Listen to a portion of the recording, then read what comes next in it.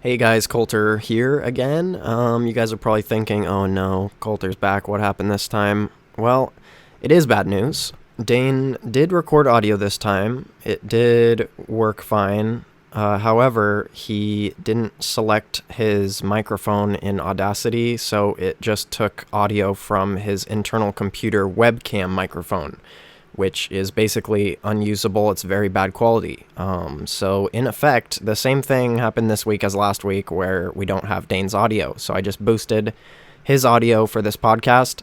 I honestly think this is one of our funnier episodes, so I hope you guys like it. I try to make it as good quality as possible. You will notice the volume going up and down, but other than that, should be pretty good. Yeah, thanks guys.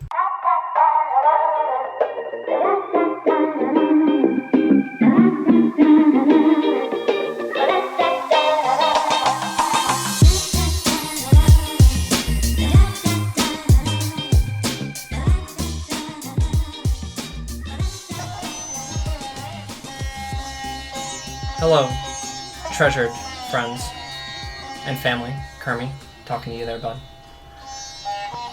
Today we're doing another episode, Not So Subtle, but this one's going to be a little bit different. We're going to look real deep into ourselves, and we're going to find out what we truly value in life and in each other. Probably going to talk about some video games. Are we going to channel our chi? Yes, key, actually. Center your chakra beneath your navel.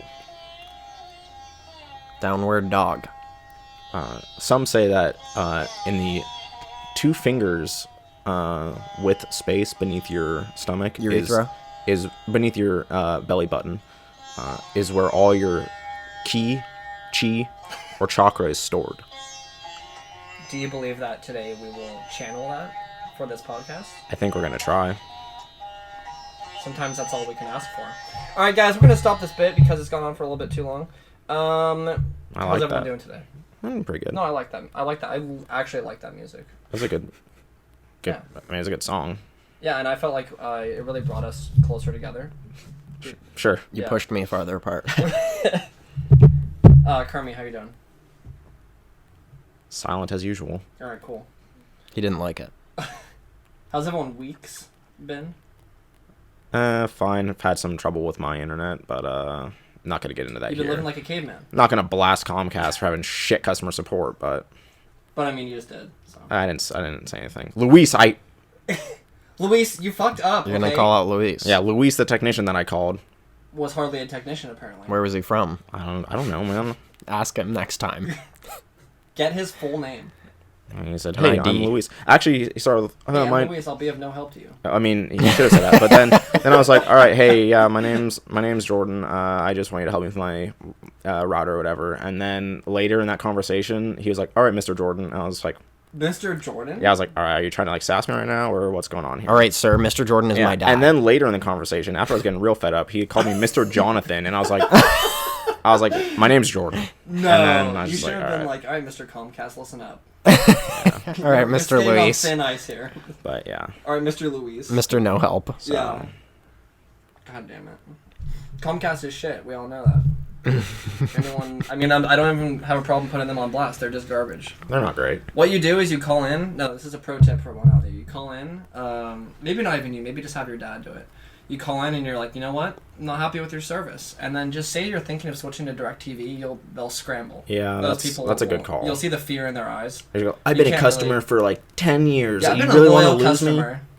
Yeah, and then next thing you know, you got free HBO and Showtime or something. Yeah, well, see, I don't like to abuse the system like that. So I just want them to fix what is rightfully mine and should be fixed, and that's all I want. Well, we all know that. And they can't even do whatever that. you're paying for in terms of internet speed, you're never going to get.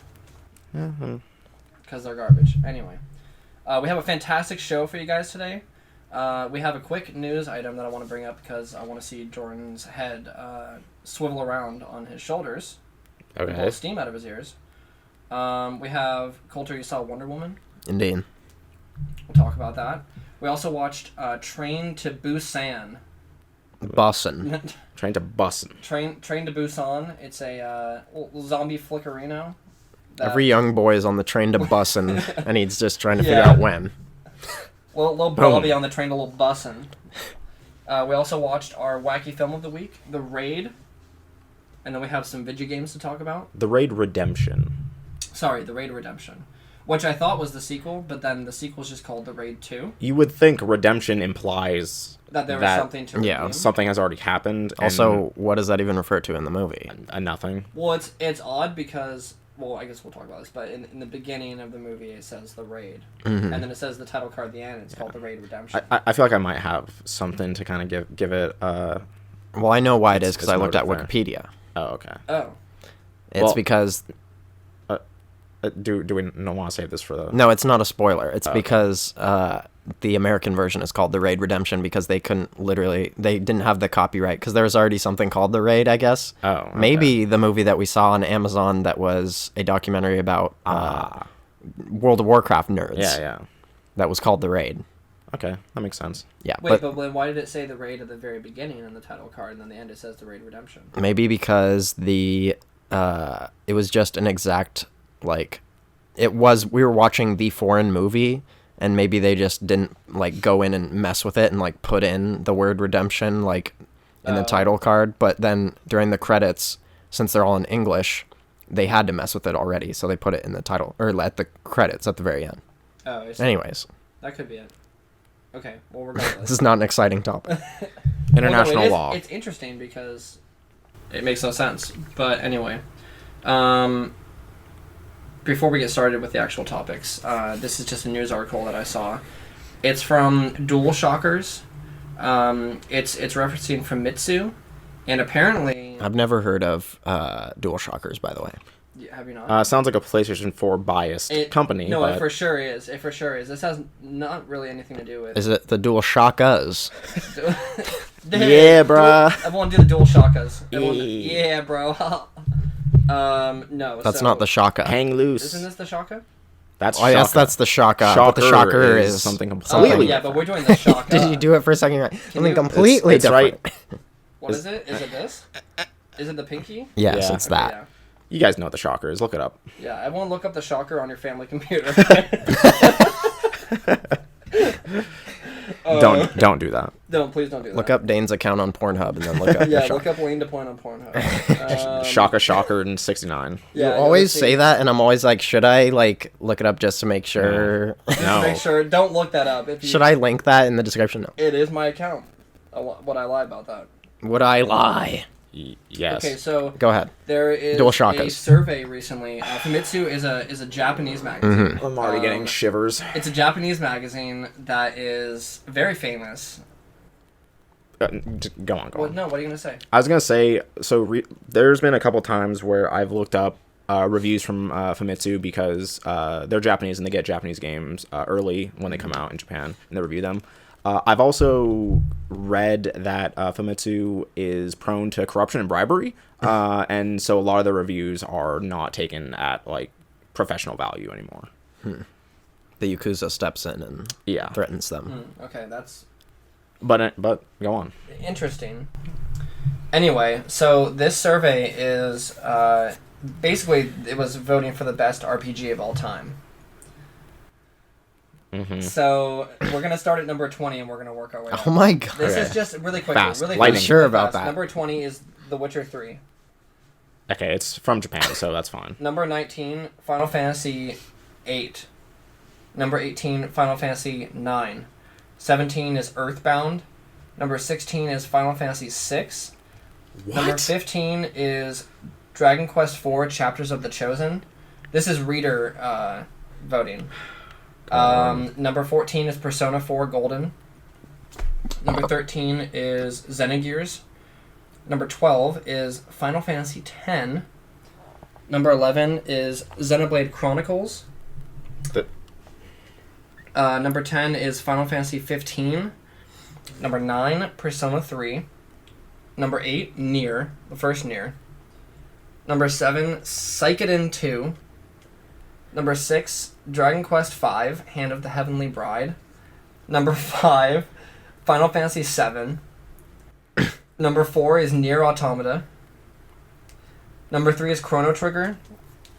That's fine. Number 2 is Dragon Quest III: The Seeds of Salvation. And what do you think number 1 is? What do you think number 1 is? So I was gonna say, like, if this list ends with Final Fantasy 15 being the number 1 JRPG of all time, I will destroy myself. No, but that was only number Also, number a 10. travesty that they rated Final Fantasy 15, one of the most upsetting games I played last year, higher than Persona 4 Golden, which in my opinion is like the second best game of all time. And I feel like many people who play JRPGs will agree that that game is the best JRPG of all time. So that's unacceptable.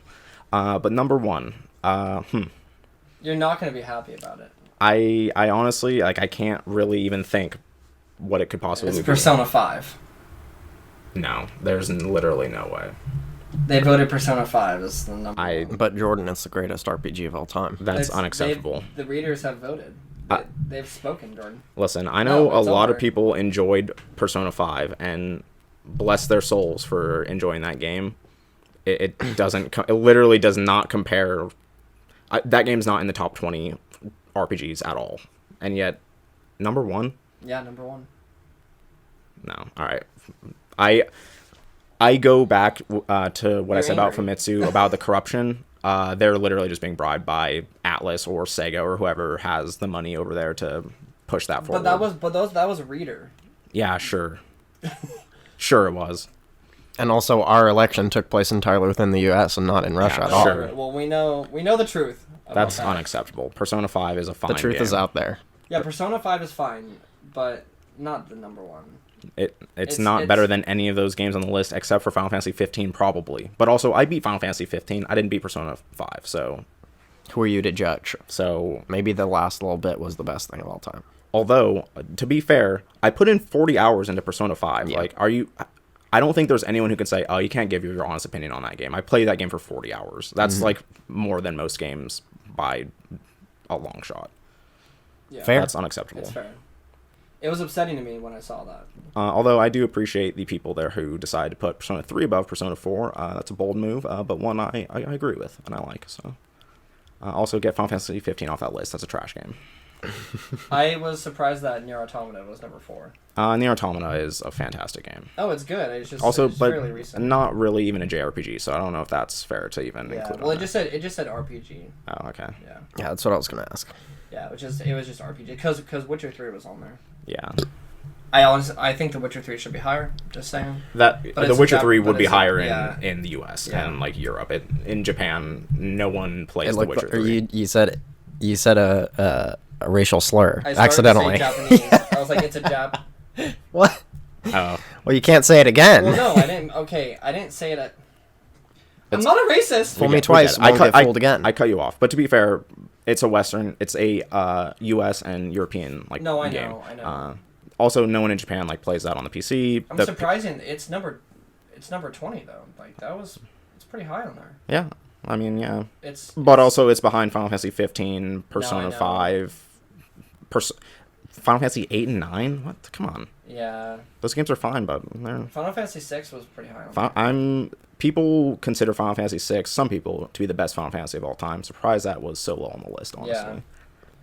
Anyway, That was surprising. I to thought me. that was. Guys, we somewhat talked about interesting. Final Fantasy for too long last episode, and then That- this is just a continuation.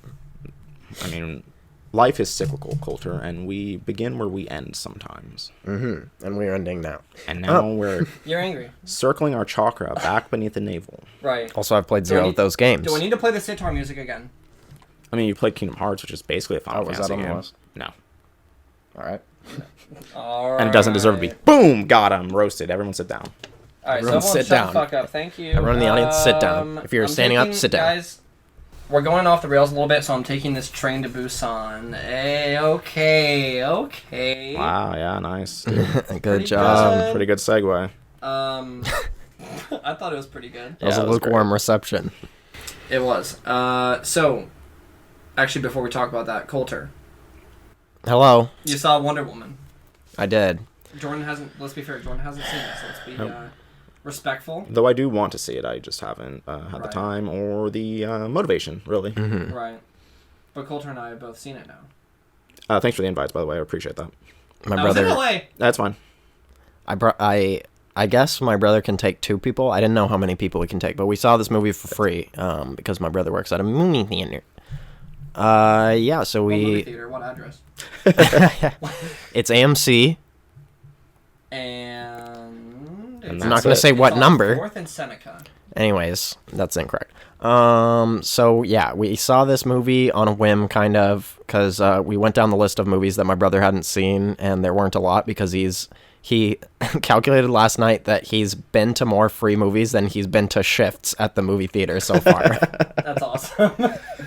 Making great use of that. Which That's is great. It is their fault because he wants to be like scheduled for more shifts, but they're just not doing it for whatever reason. He got like 4 hours last week. Anyways, yeah, so we went to see this movie because it was pretty much the last movie that they're showing that he hasn't seen, and also I wanted to see it. I enjoyed the movie. I feel like if you watch it, you can't deny that it's entertaining and like good on some level. Yeah, I was surprised. I was definitely skeptical going in. There are definitely things in it that are silly, like the slow motion, like action stuff that like Zack Snyder loves to do can be very silly, especially when it's CG, like a CG person like jumping through the air and then it like zooms in on their face and it's like so fake and you're like, Yeah. I was gonna say I like the parts of like Man of Steel that I enjoyed the most. What was the action in that? So I really kind of enjoyed that. Just like ridiculous, like building, like toppling action was like pretty neat, and kind of the way it was filmed was cool. But yeah, there's some good stuff in there. I mean, this was even different than Man of Steel because Man of Steel didn't have a lot of that slow motion stuff that I remember. Yeah, no, not really.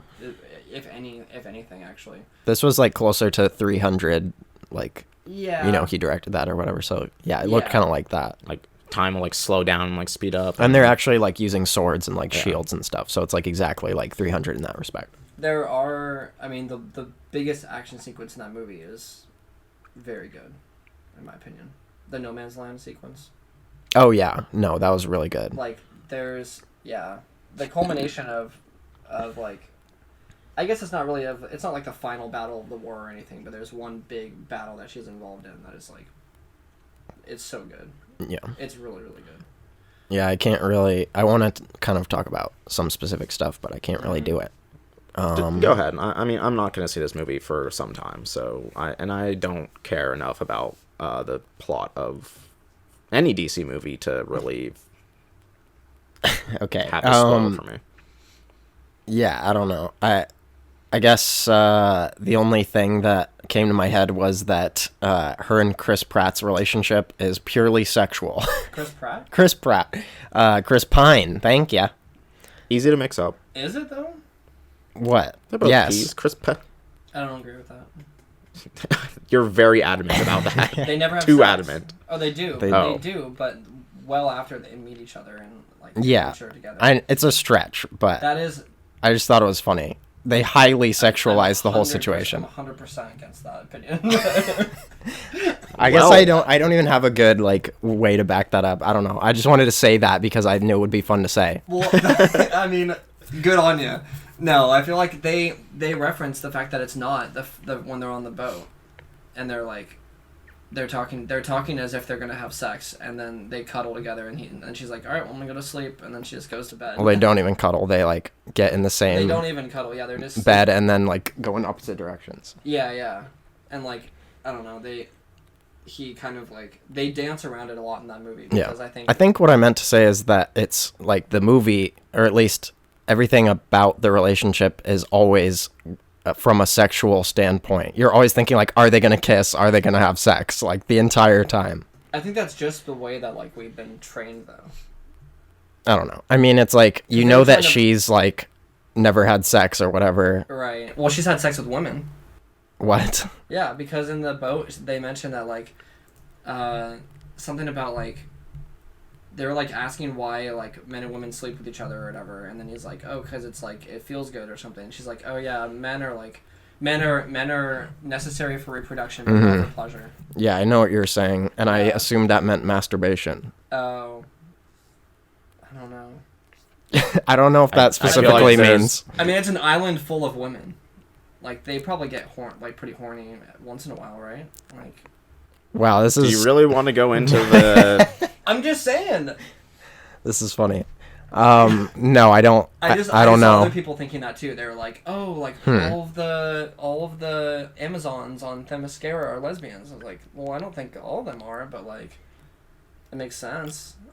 Why? Some of them may be, I guess, but there's literally. I don't think there's a single like mention of it. I don't think there's any. There's not a mention of it, but think about it. They know nothing else. Like, they're just on an island chilling out in the middle of nowhere. Like, Maybe. So you're saying like if there's enough dudes like on an island, eventually they have to have sex? Probably. Yeah. Maybe none of them are sexually active at all. Why do they have to all be lesbians? They don't have to be. I don't know. They're all asexual. Fantasy. It's not my fantasy. No, I mean, maybe I'm in the wrong on this one. I mean, from what I am hearing, it sounds like there was literally no indication one way or the other of anything. There really. wasn't really. They didn't. Other than your sick fantasy. She didn't explicitly say like, "Oh yeah, I had sex with all the Amazons for like the whole time I was on the island" or anything like that. Okay. She didn't explicitly. Anyway. Anyways, to wrap that all up, I thought it was. Anyway, this movie was a porno. I actually thought that was interesting because it kept it interesting. It kept the relationship interesting because I was only looking at it from a sexual point of view. Yeah. Anyways. But I actually thought their chemistry was pretty good. The action was pretty good. The action was good. No, I thought their chemistry was good in terms of like their like the dancing scene was pretty good. I thought like there was a lot of. The reason I like this movie is because it was very unlike a superhero movie or even like a DC movie in the sense that there was a lot of downtime. There was a lot of character development, specifically with Wonder Woman, and even with like, Steve Trevor, is that his name? Yeah. Chris Pine's character. Yeah. So there's like a Chris lot Pratt. of Chris Pratt. There's a lot of character development in that sense, and I think it has one of the better. The villain is whatever because it kind of devolves into CGI like mayhem at the end, As it does with every which is fine. DC movie thus far. Yeah, that was a bummer for me, but like the movie itself was surprising in its structure and the pacing, because there's only really one action scene. I don't know about that. There's like a fight scene on the island. There's the fight scene that you were talking about, and then there's like the end fight. So that's at least 3 right there. That's true, but I mean, like in terms of one that you would think of as like a climactic like superhero movie action scene. There's only one climax in the film. You're correct. And it's not Wonder Woman's. All right, guys, hey. So that's been Not So Subtle this week. We'll catch you next time. No. I thought that this movie had more of the like fish out of water, like basically alien dropping down on Earth that I wanted to see more of in Thor, and that was like the best part of Thor was when he like didn't know Earth stuff, and it went a lot into that like with Wonder Woman, so I like that. Cool. Yeah. Yep. I also thought the humor was pretty good. It was good. There's some laughs here and there. Definitely wasn't a comedy. But. No. But it was the best humor DC has had. And they managed to make me blow air out my nose, so I guess they've won. This is not saying a lot because DC is just utter trash. What's DC's second funniest movie then, besides after Wonder Woman? Green Lantern, just because the entire thing is just a travesty. That's so sad to hear. Yeah. The 3 jokes in the Dark Knight series. Yeah, where they turn around and Batman's just gone. Basically, everything Joker said was actually just a really dark joke. That's true. But not funny, though. Hilarious. To him, maybe. But. Okay. Alrighty. Well, Jordan, you should see Wonder Woman. I will plan on doing that. It's actually pretty good. I think you'd enjoy it. Anyway, so we saw Wonder Woman. Before that, the other week, before we saw Spider-Man? Yep. Yeah. We watched Train to Busan. That we did. And this was kind of on a whim. We were looking for a movie. We were all hanging out. We wanted to watch a movie. And we went through many options. And we settled on Train to Busan. Settled on John Wick 2. On John Wick 2. We kept bringing up John Wick 2 the whole time. Yeah, every other suggestion was John Wick 2. Which we've all seen. Yeah, we could have watched it. No, you thought you were funny. It's fine. I wasn't trying to be funny. I just wanted to watch. No, I get it. No, Jordan, I get it. All right, fine. Thank you. It's it's Jordan's favorite linear film. It's that honor goes to John Wick 1. Mm-hmm. Thank you very much. A better film. They're both good. Okay. You're defensive about it. I didn't say it was bad. I said it was a better film. Fine. what did we think of Train to Busan? The Shit. viewers are gonna be like, "Wow, Dane hates Jordan." Confirmed. He just keeps cutting me off, so I'll just let him spew his garbage out of his mouth. You're mad. Okay, back on Train to Busan. I really liked this movie. I thought, Yeah. at least with like how surprised I was and like expectations and like, what would you call it? I really think that. Oh no, what is the word? Context. Context Yeah. is like everything for any like art experience, and the context of this was on Netflix. There's a movie that could be horrible. That's about like zombies infecting like the city in Japan or whatever. Is it Japan or Korea? It's Korea. So what was the movie that we saw tonight? Was that Korean or? No, I was just in kidding. Indonesia. I'm just kidding. God damn it, Colter. Yeah. So I wasn't expecting this movie to be good at all, and The then raid was in Chicago. it was just all Filipino people. Chicago. It's just going off the rails. But not the Train to Busan. That's still on the rails. That Yeah. train most Lol. of the Busan. Got him. No, but I really, really liked this movie. I thought it was the action was good and the emotion. You can't watch this entire movie without feeling something. Dude, it was Yeah. kind of sad. Don't even dare spoil this movie. Yeah, I really enjoy this movie. Like, I like watching like horror films or zombie films or whatever, or any film that's like made out of the United States, because you see like it's just way different than like what you normally see. Like just the, like you said, the context in there and just like mannerisms. Like I remember at the start of the movie, they're kind of walking through a train and like shit is going down, and you're just like, why is like no one like standing up or like doing anything? It's just like, well, just no one wants to bother anyone's other business. Like they just are Yeah. looking at their phone like and just being super polite and not respectful. like not getting in people's way and stuff. And it's just like, Yeah. and like This isn't a New York subway where everyone's But also, like- spitting or on each Chicago other. subway. Or Chicago. that like image like fits well like even now. Everyone's just like straight like looking at their phone, like just not caring about like anything that's happening like 2 feet away from them. There's like, oh, someone is like something's happening over there. I don't give a someone's getting shit. their neck I'll just play ripped. fucking Clash of Clans right now. I don't care. Yeah. But yeah, I really enjoyed that movie. I wasn't necessarily surprised at how good it was, but I saw a lot of people talking about it when it released on iTunes, because I don't think it. I'm pretty sure there's no way it came to theaters in the U.S. I think it just released on iTunes one day, and it had buzz from some like international film festival, and then like it was mostly on Twitter and other channels. People were just like, "Oh, dude, this movie's so good! Like this is like the best zombie movie that has come out in a while." And then this was a while. I think this was like beginning of the year probably, or even before that. And I had never bothered to watch it, but now that it's on, it was Netflix, right? Or was Yeah. it? Yeah.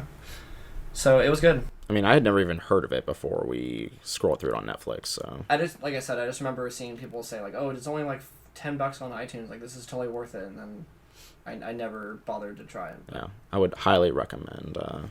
Similar kind of like not feelings, because it's thematically way different than Snowpiercer, but that same kind of like isolated, trapped, like you can only go 2 ways, forward or back, and a lot of Yeah. times you can only go one, so Yeah. it makes for a lot of intense like tense situations in there.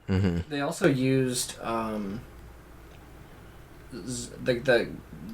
they used a lot of like inventive I don't know what to say, not storytelling. Like they did a lot of things in the movie that people do is just what real people would do. Like when they realized that the zombies couldn't break through the door or whatever, and they just like close the door and step away. Yeah. Like there's a lot of moments like that where it just seems so real, and you're like, oh yeah, maybe zombies wouldn't know like how to use a door handle, or like I don't know, like in the dark they won't chase after you and things like that. Like movies never really touch on that.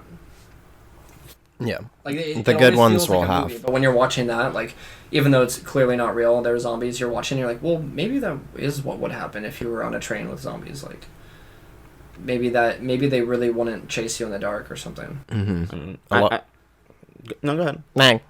A lot of good movies have just like rules where it's like, okay, in this universe, if you do this, this will happen. Mm-hmm. So that's cool. It felt a little more grounded than something like 28 Weeks Later is cool, but when you're watching that movie, like it's very stylized, and this one was too.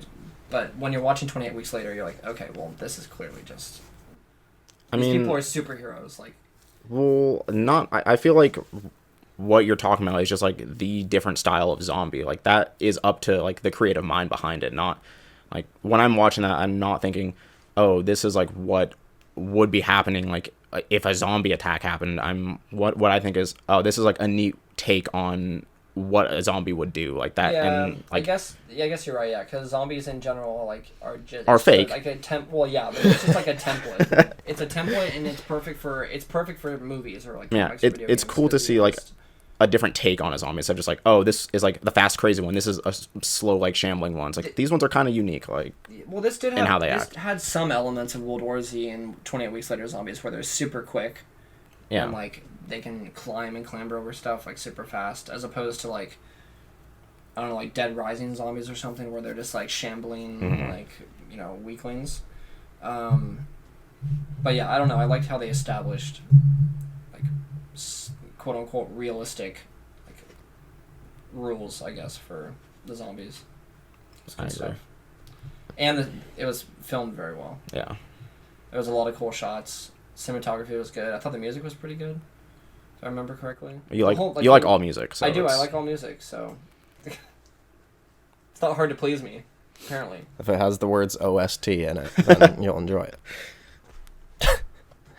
Soundtracks are the most purchased music. Did you know that? I didn't. Or I don't know if it's... Well, yeah. I mean, I bought all of them. So. Dane is single-handedly propping that market purchased up. all of them, yeah. Do people know this roast? They do now. I don't know. According to Colter, I like all music. I mean, Any song I listen to could be fire, apparently. like, I don't know, maybe this isn't true, but think about the last 50 movies we've watched, and in every single one, I feel like Dane has been like, this movie's pretty fire. Like, that happens 9 times out of 10. This movie? Well, this soundtrack is fire. Yeah. We've been watching some fire-ass movies. I don't know what to tell you. I don't know what to say. Yeah, in my point of view, it's like... The reason, before you say anything, the reason that this came up was because we were watching Spirited Away. I'm pretty sure. It wasn't even because of that. I had honestly thought of it before even that, and I was like, should I say this? Because I know this could, like, start something. It started something for sure. The reason I said it was because it seemed like every time, like, music was even, like, noticeable... you would say, like, oh, this music is fire, which is, like, it's not bad to enjoy music, but it's just funny to me that, like, I don't know, for me, like, it takes a fair amount, like, the music has to be, like, super catchy to, like, really get me. This is a little different, because I feel like you're super hard to please in life, in general. It's probably fair. Like, you very harsh on your reviews of movies. I liked Wonder Woman. You hardly ever... Did I say anything bad about Wonder Woman? No, but you hardly ever give likes on Instagram or Facebook. That's true. The true value of a person. Basically, whenever I'm emotionally like Jordan, whenever I'm emotionally affected, I will give my praise. Sure. When I feel like I have to return the favor. Which is maybe 3 times. As a fellow husk of a person, that doesn't happen very often for me. So when it does, that's when I truly enjoy something. Yeah. See, sometimes we have these 2-on-1 scenarios where it feels like we're getting mad at you, but it's just because you're more of a real human being that feels...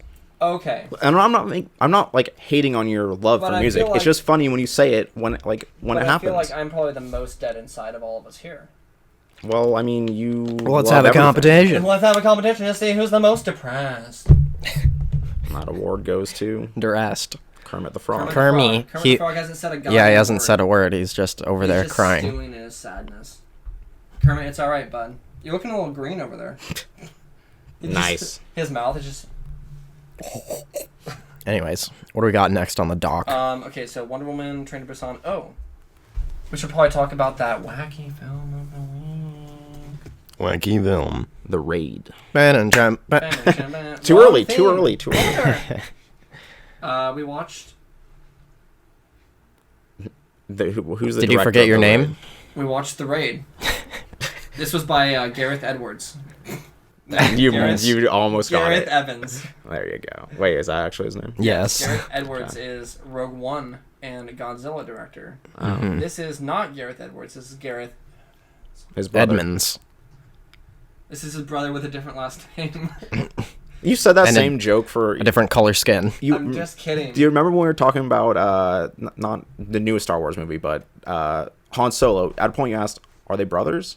They have completely different names. They don't have the same name. What? The old directors for the Han Solo movie. Phil Lord and Chris Miller. Are they brothers? You said that. They're not even close. I don't remember that. I don't remember. You can play back the tape. No, that's all right. It's in there. It's in there. We can talk about. He probably took his wife's name, his wife's last name. All right, it's 2017. Probably, yeah. That's probably what happened. Anyways, watch The Raid Redemption. Don't forget that part. That's an important part. We'll watch The Raid Redemption. Should we set up the premise? Should we say what we think? Should we do Go ahead and set up the premise for these boys. The premise is there's a And bunch girls. of cops, and they go into a skyscraper, and they have to kill the dude at the top of the skyscraper, and a lot of people are out to kill them too. Mm-hmm. It's a simple premise. He's a crime lord. It's a crime important. lord. Yeah, he's a crime lord. He there's much more to it than that, but not particularly. Not much more, but there's more to it than just this guy's evil. Well, yeah, we have to go and kill him. There's conspiracies and wild stuff that happens. There's like surprise character relationships. Yeah, but the setup for the movie is they're going in there to get that guy. It's very simple. Yeah, it's a SWAT team. The main dude has a pregnant wife at home. Yes. So you have to care about him because he has a baby on the way. He's a father. But he can also kill 50 men with his pinky. That man did not need a weapon at all. He had an assault rifle. He needed no weapon. He just didn't need anything. Yeah. I think that the knife really helped, though. The knife assisted him greatly. If you enjoy necks being cut, which some people might love that, this movie has that in a gratuitous amount. Yeah. It's every person dies by either a like a punch stab, to the neck, punch, a knife stab, to the neck, a just knee to the a neck. slash, A lot of some neck gunshots. pain in this movie. Yeah, there's a lot of neck horror. If you have Neck horror, body horror Very of specific. the neck. If you have some neck on, you're gonna want to apply it directly to your neck. You're gonna need it. Yeah, all of these men needed it. So many. It's the most exposed vital organ. That's true. I guess. That's true. But yeah, essentially, the premise is very, very simple. It's literally just that. It's okay. We gotta go in here, and there's an evil dude, and we have guns. And we're gonna take him down. We're gonna take him down. But then, of course, shit goes wild and wrong, and we get some of the most. I think what they were trying to do was harken back to 60s and 70s kung fu films, where it was just like crazy ass dudes who knew actual martial arts, just punching the shit out of each other, and like no CGI or wires or like. I'm sure they had some stuff in here, maybe at some points, but most of this is just actual people who could probably kill someone in real life, just like fighting each other and doing crazy stunts. Every battle, except for maybe like the first one, which is kind of like a gunfight, takes place like hand to hand, and it's just the main character. I think his name was like Rama. He just destroys like every person he fights. He is just a master of hand to hand combat, and he just obliterates people. And it looks great. He's the Asian Brian Mills. He goes full Taken on them. Yeah, the Indonesian. This reminds me a lot of John Wick actually, because the stuff that you're watching in John Wick, like you'll like wince at hits if like people getting smashed into tape. There's people just like getting their heads slammed into walls. There's people getting smashed through tables. There's people flying through windows. There's people like flying off balconies and landing on like stairwells and breaking their backs. And some guy definitely gets thrown off a balcony and just lands just on his back and he folds the wrong way. There's just people getting their arms broken. There's people using their entire body weight to like throw people through like objects, and then like it's just. That's actually what I appreciate most about this movie is how similar the fighting is to John Wick. Because like in John Wick, it's not him just like one punch a guy and he just goes like flying backwards, or like he punch him in the stomach, he just like breaks apart. Like it's like repeated punches. A lot of the times they don't look like they're doing like a ton of like damage to someone. Yeah. There's like, oh, this guy's just hitting him in the back with his elbow like 5 times just to get him off of him. Like it's very real. And it looks real. And it's also pretty desperate because in John Wick you're watching that and like John Wick is, he's superhuman, right? Like he's cutting through people. Yeah. But he's also getting messed up. Like yeah. he's getting socked in the face and like thrown through stuff, and like he walks away from a battle like very scathed. More injured. He like gets progressively more injured as a movie goes on. Oh yeah, and in this movie like I think you're right, his name is Rama. He like is also potentially superhuman, but he also gets severely injured multiple times in this movie. So yeah, I mean, I would hesitate to say that this is realistic because every person in this movie is Bruce Lee, essentially. But it's realistic in the sense that, like, you can tell that these people are actually doing these things. Like, they're actually using some sort of feat of physical strength to, like, flip each other around. Mm-hmm. I mean, the situations is completely unrealistic. It's so unrealistic. There are times where he takes down, like, 20 people in a hallway, but, like, the way he's doing it, the way he is, like, he's, like, actually fighting those people. Oh, yeah. Not just, like, set up, like, fake punch a guy once and he goes just, you know, like, just dies. There's not, like, 17 cuts between each no, punch. he is doing, like, the martial cuts, arts, like, there's moves very on. long takes in this movie of just people doing things. Yeah. And you're watching, and it's entertaining because it looks like it should be fake, but these people are just insane.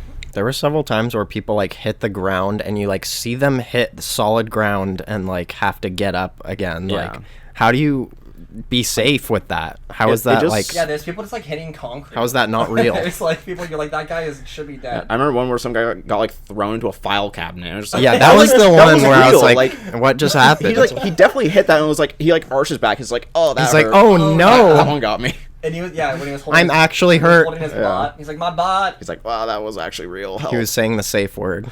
Yeah, Mom. He's yelling, Mom. That's the safe word.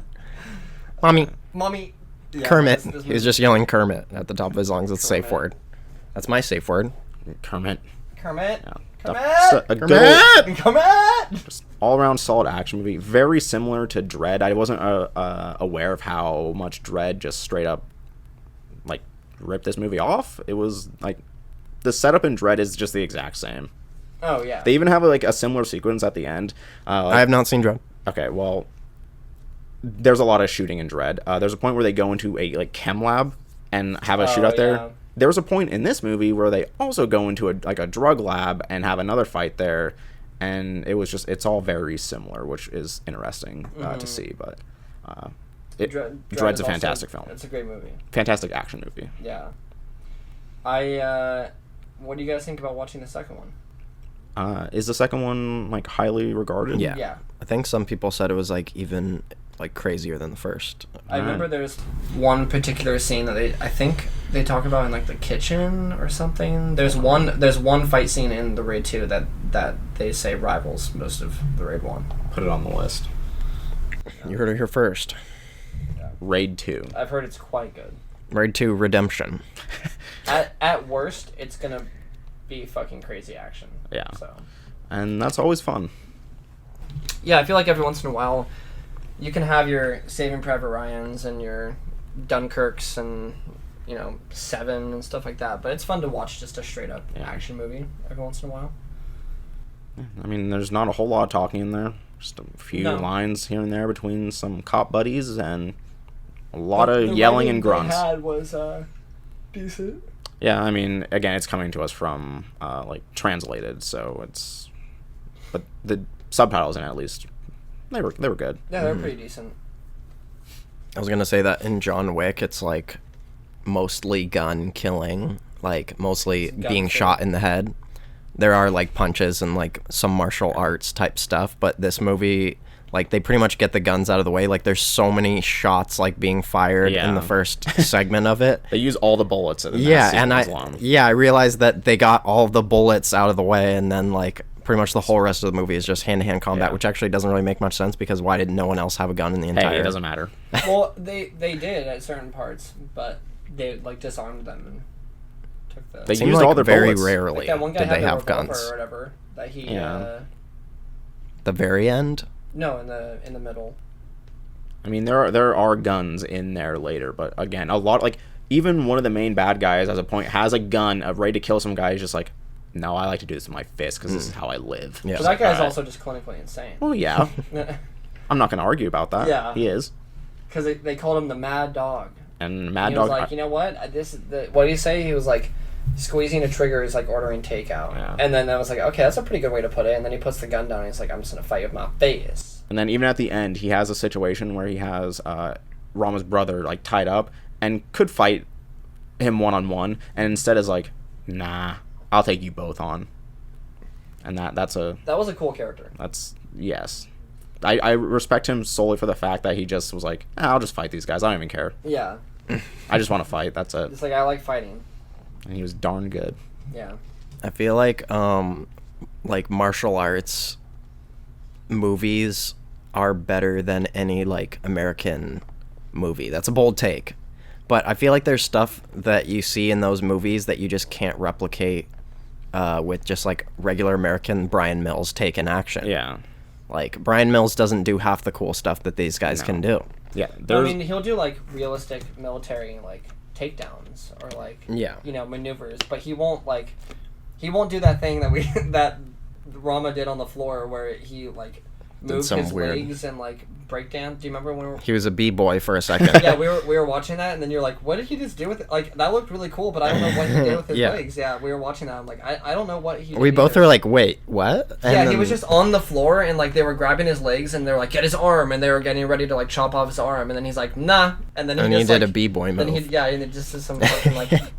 He looked like he was on America's Got Talent. He's like, nah, watch this. And he just spun around and, like, people were flying. It was, like, with just his toes. Yeah, there's definitely, like, an artistry to all the people in that. Like, every single just side person in that movie is, like, trained to, like do their fighting perfectly. And it's really good. I'm sure all the people in that movie are, like, black belts or the equivalent of in their respective martial art. Yeah. Like, they're just... Yeah, it's nuts. It's fun to see. It's like, really impressive. Where in John Wick, where the neck equivalent in John Wick is him like taking the gun and then just like firing it like under their chin. Like that's his move in that move in John Wick. And this, it's just throat punch, throat slash, neck slice. Yeah, just ridiculous stuff. But he also has a lot of cool moments where like there's a lot of cool throws and grabs they do in this movie where they just like they just pick up like a grown man and just swing him easily. Honestly, a lot of times a little too easy for them to just like. It's crazy. They're like, there's a guy on the floor and the guy's like on top of him and he somehow musters the strength to completely throw him over his head. It's like, what? No, that's not how that works. Like he is against the wall and like. He's against like the doorway and he's just getting just like beat on, and then he somehow like manages to grab him and throw him forward, but his entire body forward, and he lands on like that broken door jam thing and just dies. And it's like, how did he like get from the wall across the hallway with his like entire body with like just two hands? Like it's ridiculous, but good. I almost said I mixed good and great. Toast. It's Groot. The toast is Groot. We are Groot. All right. What do we give this movie? I'll give this movie 17 throat cuts out of 20. Colter. You should have said 15 floors. Yeah, I couldn't remember how many floors were in Was there. it 15 floors? Yeah. I think so, yeah. There was definitely one where he was like, he's on the 15th floor. Yeah. I'm the binary scale, which means either 1 or 0. This movie's a 1. See it. That's it. I would say this movie is pretty good. Pretty good. I'm going to give this 1 redemption out of 1. All right. Savage. What comes before redemption? Is it like downfall? Unforgiven. No, something bad happens before the redemption. What do you mean? Like to redeem redemption. Yourself, you have to be redeeming something. I don't know. To not do very well. I mean, I guess to fuck up and delete your audio file. Redemption. This is a redemption because no, it's not. Because of that comment, I'm gonna delete this audio. Okay. No. If you're listening to this, I clearly didn't. Well, you're gonna delete all of our audio files, so this will never be heard. And it'll be just me. And then the last part of the podcast will be just me going, doing maniacal laughter. Please don't do that. It's too late. Kermit, execute Order 69. This is just a silent. Don't make Kermit do it. There's too many silences. Don't make Kermit do it. I think the Harry Potter thing, is this a good point to insert that? Oh yeah. I was gonna say before we had video games to talk about, you might have a little story time. Yeah. So really quick, for my mummy's birthday, me and my family went to the Harry Potter and the Sorcerer's Stone So it was the full movie, but it had the Seattle Symphony playing the music Cool. during the entire thing. It was very good. I really like Harry Potter. What's your Enough favorite said. Harry Potter book? What's your favorite Harry Potter movie? I don't know about books. It's been way too long. I was basically like a child-ass baby boy when I read those books. Child has baby. But yeah, as far as the movies, I think the first one always holds a special place in my heart because I was like the perfect age to see it, and it was like, oh, this is like wonder and joy on screen unfolding before me. And to this day, there's probably no greater dose of nostalgia than watching those movies, at least for me. It's like I was like having shivers the whole time, like someone was like had a syringe just injecting like, nostalgia nostalgia, into yeah. my neck and slicing me open. Really quick, fun point. My parents pulled Fun me out point. of school to see Sorcerer's Stone. You're a bad man. You're a Yeah, bad because student. I remember because my dad came back from like a You're a trip bad or boy. something in like Vancouver, and he had Harry Potter and the Philosopher's Stone, which is the UK title, the European title or whatever. Wow, you're so worldly. And so I was like, what the hell is Harry Potter? And like I remember reading that, and we essentially grew up with Harry Potter. We were the same age. You're as probably Harry the only Potter. one that has ever said that. Well, yeah. I mean, it's not a very original thing to say, but it was cool to. My parents were like, you know what? Screw school. Let's go see Harry Potter. And, That was always fun when your parents were down to neglect your learning for They something good. were, they were so down. They were like, okay, this is a once in a lifetime opportunity. You'll Harry never get Potter to see is this the movie. shit. Let's go see Harry Potter, and it was awesome. Thanks, Mom and Dad. Yeah. I also saw that movie. Dane did a weird thing to camera, audio listeners. Yeah, so I saw that movie, if we're telling stories, I saw that movie in Oregon at like a nice theater. It was like one of those nice theaters that only shows one movie, and they have like a huge marquee, and it's like a big event, and we like waited outside, and like yeah, it was a good time. People like clapped at every like triumphant thing, which is a controversial thing, but like when he catches the snitch like at the end of the Quidditch match, and everybody's like, yeah, woo. So yeah, that was fun. Look, What do it's you a guys great think movie. about that? It's a great movie. As a kid, I want to be like, neat. why are you clapping? But nowadays, if I was watching that, I'd be like, shut the fuck up. Like, I'm watching this movie. Yeah, I agree. Because nowadays, it really does bother me when people do that. Because it takes me away from the Takes me experience. away. As a kid, it was fun to be at the theater, and I probably wouldn't have cared. You're probably part of it. Maybe. No, I know I probably won't. I did clap. There's no way. So as far as the orchestra, it was very good, obviously, to have a whole orchestra playing in front of you. And there were times where it kind of worked to where you could see one person actively contributing to like what you're hearing. Like when I didn't notice this, but because I was just watching the movie, like I didn't want to take my eyes off the screen, but the part where, spoilers, Fluffy the dog, the three-headed dog, is like being soothed by the harp. No. I thought he was dying. He didn't die. Where he's being soothed by the harp, and it's like playing itself or whatever before they go in.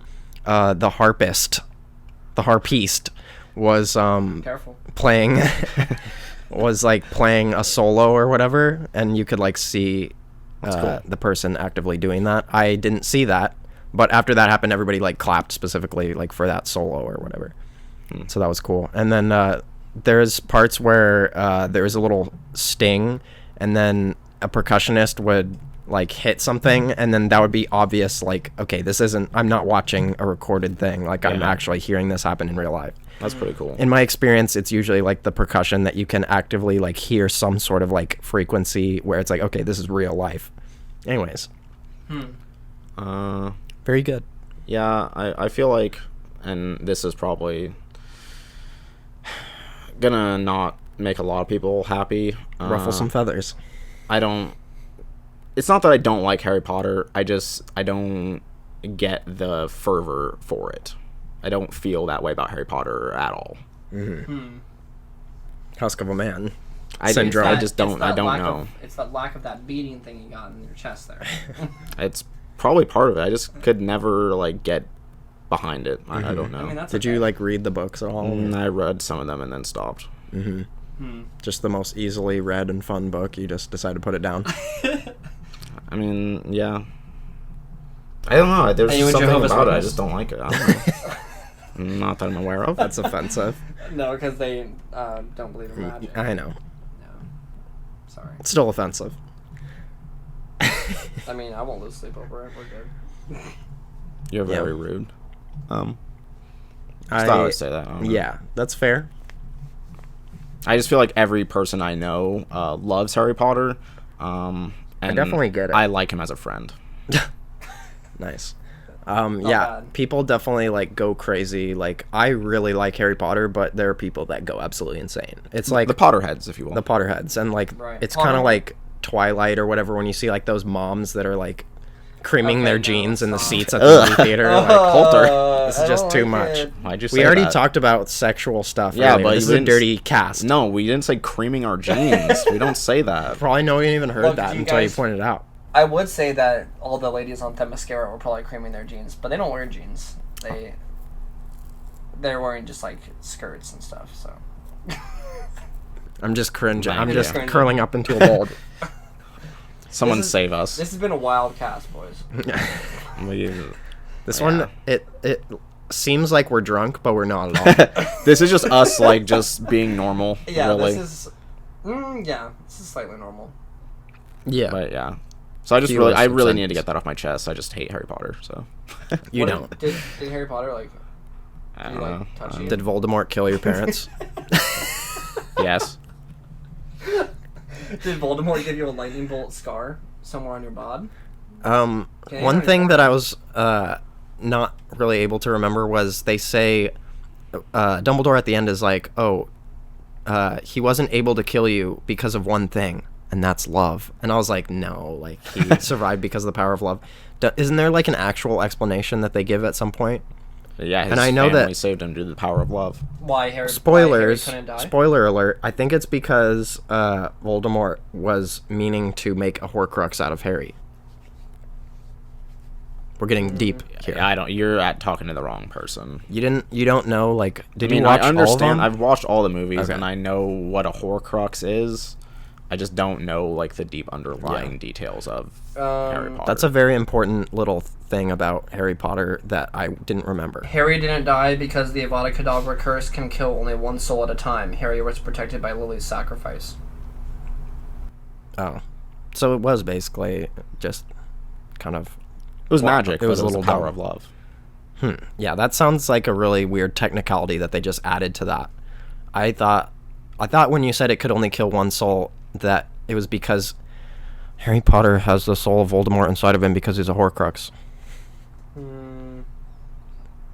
If you know the Anyways, answer, yeah, this is getting send it in. way off track. Harry chose life after the piece of Voldemort's soul inside him was destroyed. Harry's blood had enchantments of protection provided by Lily's sacrifice. In Goblet of Fire, when Voldemort uses Harry's blood for his resurrection thing, the protection provided by enchantment doubled, so Harry can't die without Voldemort. Watch the video podcast, audio viewers. I'll give you the closed captioning. Kermit grabs Jordan by the throat and strangles No, him while I was Dane gonna- is explaining the deep lore of Harry Potter. I was gonna leave it for only the people that chose to watch, but I like to be all. it's pretty funny. Yeah, I liked it. Closed captioning. That's great. That doesn't even make sense because he kills her and then he goes to kill him. It's like when he killed Harry's dad, then he goes to kill Harry's mom. Like, what's different about, oh, I'm killing her and then I'm trying to kill a baby and it doesn't work? because Something to do with Lily's. her soul was protecting Harry, and that's it. Yeah, something to do with Lily's like relationship with Harry. I don't know exactly.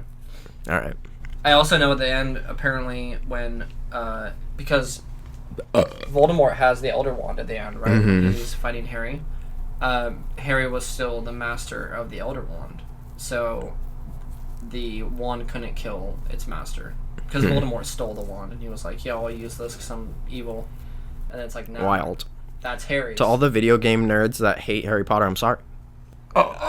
Anyway, This podcast is off the rails. it's so wild. We went full train to Busan. Okay, so we're done with that. Let's talk about some video games, guys. Harry Potter and the Sorcerer's Stone. Let's talk about the Harry Potter video games. Now, there were more than one Harry Potter. There Oh, yeah. was more than one. There were more than one. Harry Potter and Sorcerer's Stone There was. video game. The first installment. There was more than one video game for it. There are a lot of different versions of it. I remember specifically having one on the computer that I didn't really play that much, but it was there. Mm-hmm. There's definitely a bunch of different ones. Okay, wait. Look, I played all the Harry Potter video games. The You're first... a liar. I'm not kidding. That's not true. No, I played all of them. The first... Let me make sure my computer's still on. Dude, I played all of them. Don't press the space Oh button. my god. Do not press the space button. And No, we're good. I played all of them. Okay, so Harry Potter and the Yeah, what Sorcerer's happens at Stone... Stop. You didn't play all of them, case closed. I played all the console ones. No. Alright. Harry Potter You and the shut Sorcerer's Stone on the PC. Yeah. This is one of those games that I got scared at when I was a little kid. Oh. Because when you get to the very end, it's like so like scary when you're a baby boy, dude. Did you get scared? Because isn't there... The only part I remember, I feel like, is that there was a tree involved at some point. Maybe a wooded area, and it was very scary. I don't know. I didn't play that game very much. At the end of the Sorcerer's Stone, like the game that I remember, you do actually all those little trials, like the Wizard's Chess, and the like. There's even more like trials that you have to do. And at the time, I was like too bad to complete the game, so I had to get my daddy to do it. Bless you. Anyways, All a right. little throwback. So that actually ties in perfectly with our question regarding video games, which is, what was or is the most excited you've ever been about a video game? And for me, it was before the first Harry Potter video game came out. It's just not true. It's not true. We can keep this short if you guys want. I just realized that me doing topics for this episode is going to be a fucking nightmare. We're not doing all over topics. Because we're off the rails. Yeah. This episode is off the rails. Look, That's it. Just this episode should be called "We're Going Off the Rails on the Crazy Train to Busan." Okay. That's Not bad. good call. Okay, what is your most video game that you're excited for? What is your most video game that Okay. you're excited The most. Okay. A better way to put this is most excited you've ever been for the release of a video game. Yes. Yeah, that's probably accurate. Do you guys? Accurate. It's accurate, just like my sound. Do you guys have one? I do. Ready? Jordan, go. I have one ready to go. Jordan, please say it. So the game that I was most excited for as somewhat younger, I think I was in my early teens maybe, was The Elder Scrolls 4 Oblivion. I was The Elder Scrolls? Elder Scrolls. Okay. You're a savage. If we want to just nitpick everything, I mean, I can if you want. I know you're a fan I mean, of we it. seem to be. Go ahead. But I played Morrowind, which is the previous game in the series. I played that for hours upon hours on my Xbox. And then I think I remember being in... It was either a Game Informer or an EGM cover of Oblivion, and they had the review go up. I probably read that review 200 times, just over and over again, like, wow, this game is going to be amazing. I can't wait to like play this game over and over again, because I didn't get the 360 right at launch.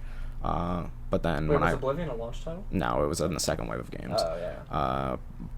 But I didn't get it right when it came out. I probably got the 360 like, I don't know, a year after it came out maybe. But that was the first game I got, and I played that forever. Thousands of hours in that game. Yeah. But yeah, I just remember just reading the Game Informer cover of it, or EGM or whatever it was, just so many times, reading up everything I could for it. You read a lot And about it didn't disappoint me. Yeah. This was pre-internet video coverage days, so... I really liked EGM. That They was had a really good good one. like covers, and like the feel of it was good. Yeah. It had that like, not matte, but it's like that. Like, It wasn't like soft. super smooth, but it wasn't like super Yeah, rough. it's a weird, I don't know. It was a good. It had a good and like, feel and to it. And it was that type of. It wasn't like the glossy one that would wrinkle easily. So like all of them would look really pristine on your shelf. They would look like super like straight and everything. It was a book. It was a good old book. It was a good little bookerino. Put it right next to my holy Bible. I actually had like probably. I don't want to say hundreds. I had a lot of EGM magazines. I saved them. Do you still have them? Definitely think don't I- say I hundreds because think you I don't do. have hundreds of them. Not hundreds. I might have had over 100. I subscribed for a long time. 10 plus years? Oh, dude, I had the. A long time. I don't know. Throughout elementary school and junior high. Wow. I subscribed since they were called Electronic Gaming Monthly, and then they changed it to EGM, and then I was still subscribed to them when they got bought out by like whatever the Playboy, because I remember I got a subscription of Playboy instead, and my mom was like, what's up with this? And it's like, oh, classic Dane ordering Playboy to the house. No, just my thing. Yeah, it just got like my subscription got moved over to Playboy, I guess, or it was like Hustler or something. I don't remember what it was. I think it was Playboy.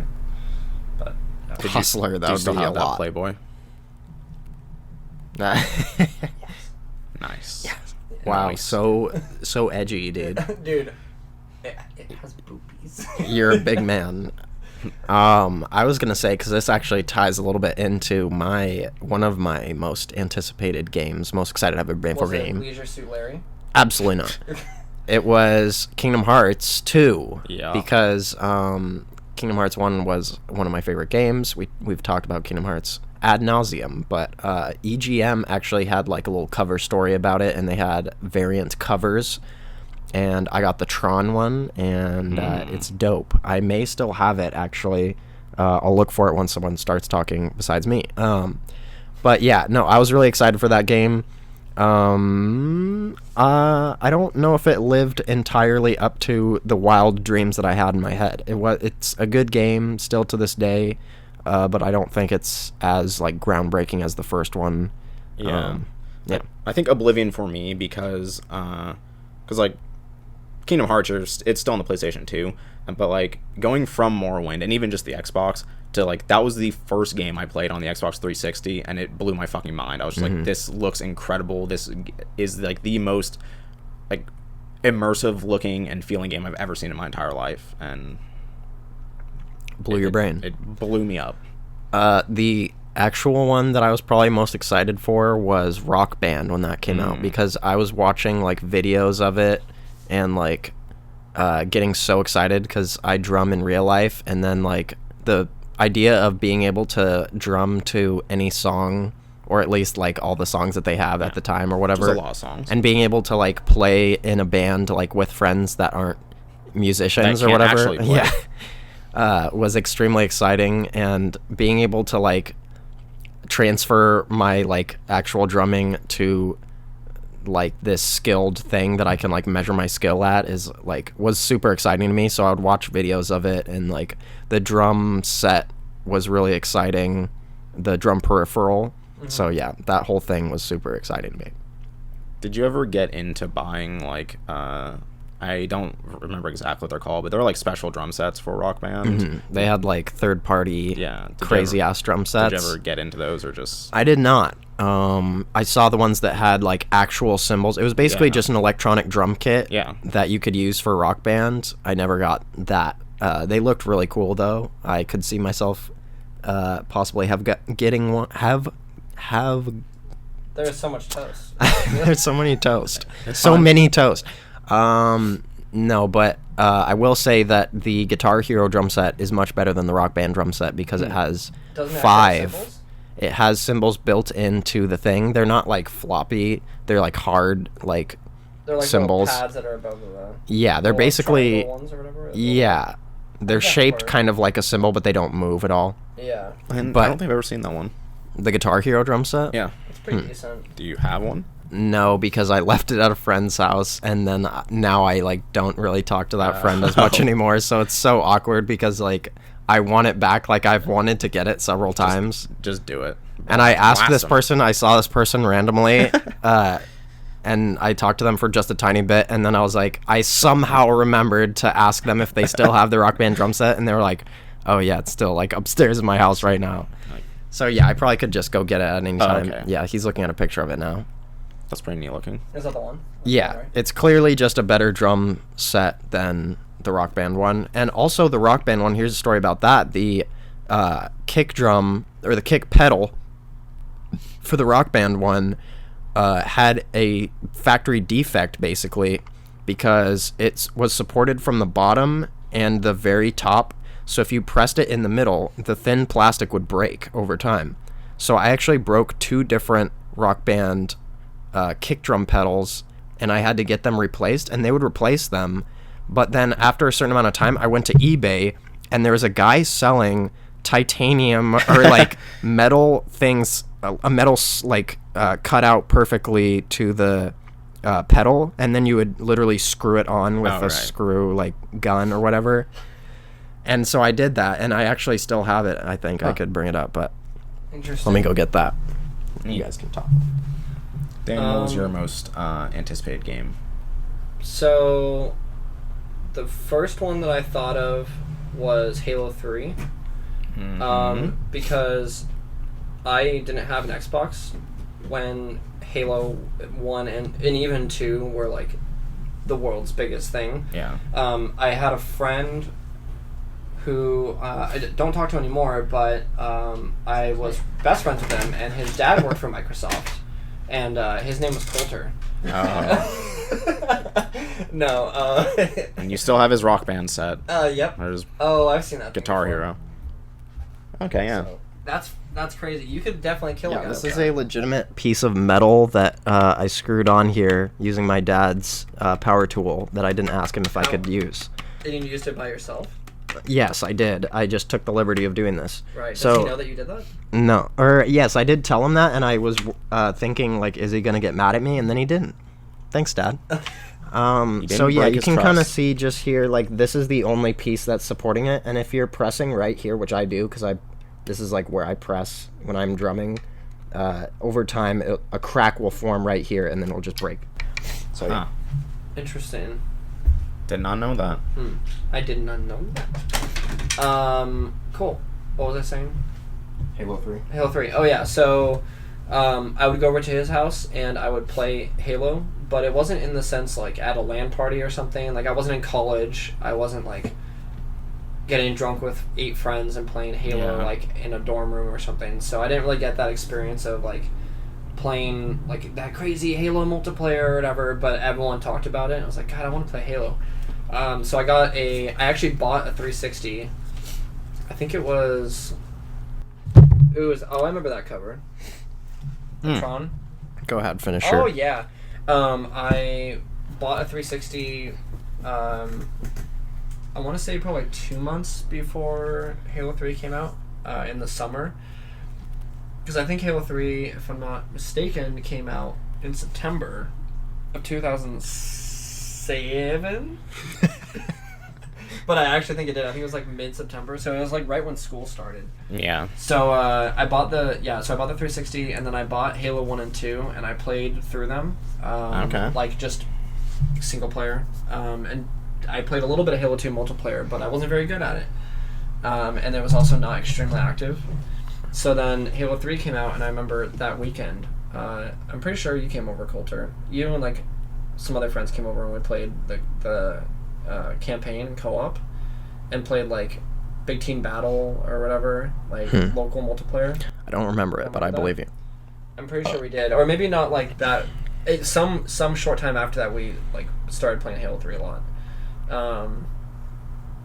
And it was cool because at that point, it was junior high, so like a lot of kids had the Xbox 360 was like the console to have. So everyone had a 360, or most people did. And so like every weekend, I feel like for a long time in junior high, like everyone was just on Xbox Live playing Halo 3.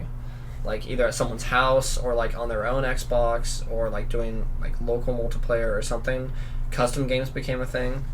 Like everyone and their dog was playing custom games. Like super, super, super fun. That was also my first big foray into online gaming. Yeah. Which is something I am very active in now. Yeah, I don't know, like the whole thing was so cool. And I remember the reason I was so excited about it is because of like the hype around Halo as a series. And I played the first two, I'm like, oh, these are actually really cool. And then when Halo 3 was about to come out, like that has to be one of the most like in general in the video game industry, that has to be one of the most anticipated releases. Yeah, like, I wouldn't ever. be surprised. Like Easily. Like pre-order numbers, I don't know how you would like, measure that, but people were stoked. I mean, it was a phenomenon when it came. It was crazy. Like when it came out, it's one of those things similar to like the only other game that I would say that compares to, what are you looking at, Colter? Nothing. It's fine. The only other thing that compares to Halo in terms of at that time, in terms of like just influence on the industry is probably Grand Theft Auto. Yeah. That's the only, or maybe Call of Duty. But that was just when Call of Duty was like coming back into everyone's minds. So like when Halo 3 came out, everyone knew it was on TV. It was on like the Mountain Dew game feel. It was like you would see advertisements like everywhere for it. Yeah, I didn't have Xbox Live until like 2009, but on my original Xbox, the 3 games that I played all the time were Halo 1, Halo 2, and Morrowind, and I played Halo 1 and 2. I've gone through those games countless times, just over and over again. Like, I remember in Halo 2, that game was just filled with just weird glitches to like get out of levels, and I would just spend hours just glitching out of the game and just doing just random stuff. Like rocket jumps and just like bouncing. So much weird stuff in there. And then when Halo 3 came out, it was just like I didn't even play it online for years, like a couple years after it came out, but I played that game just so much. Yeah. So yeah, it was huge. Yeah, that game was awesome. The other one that I was going to say, which I didn't say because you had said Oblivion already, was going to be Skyrim. Because that was another thing where it was just the legendary... Because I had played a lot of Oblivion and Fallout 3. And I think it was one of those games where it was like the hype around the series that was so big that everyone was like, a new Elder Scrolls game is coming out, like a new Bethesda game is coming out, this is going to be crazy. And that's one of the rare games that I played where I was not disappointed by Skyrim like at all. And in fact, it might have exceeded my expectations.